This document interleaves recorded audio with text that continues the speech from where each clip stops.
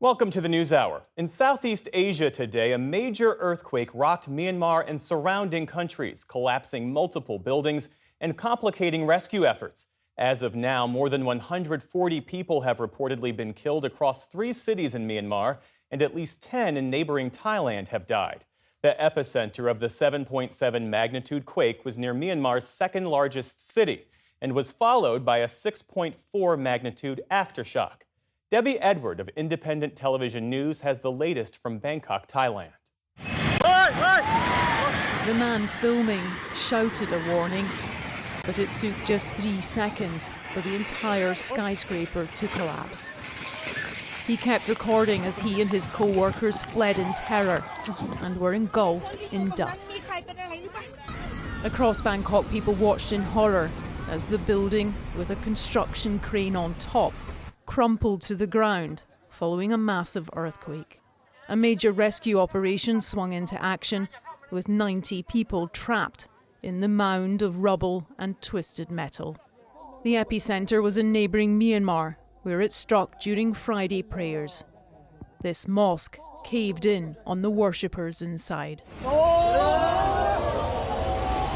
A group of monks, cowering outside the ruins of their temple, watched as another building nearby collapsed.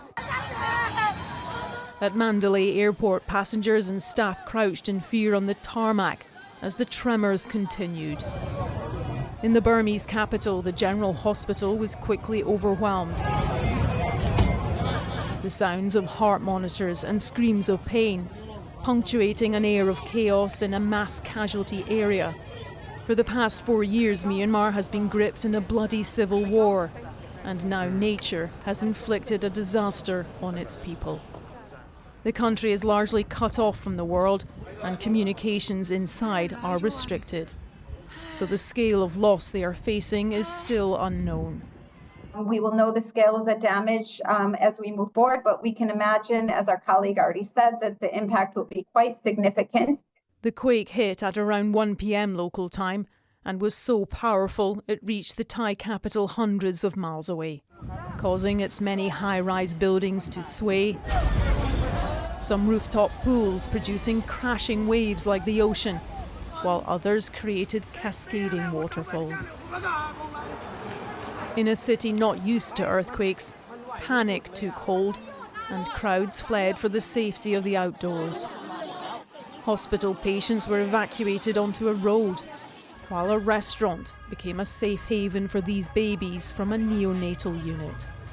Shocks were felt across the entire region, including southern China, where falling debris had people running for their lives. A state of emergency has been declared in Myanmar and in Thailand, where the Prime Minister visited the scene of the construction site collapse. The specialist teams brought in for this complex search and rescue operation must be daunted by the task that faces them: the giant shards of concrete in which they hope to find signs of life. Debbie Edward, ITV News.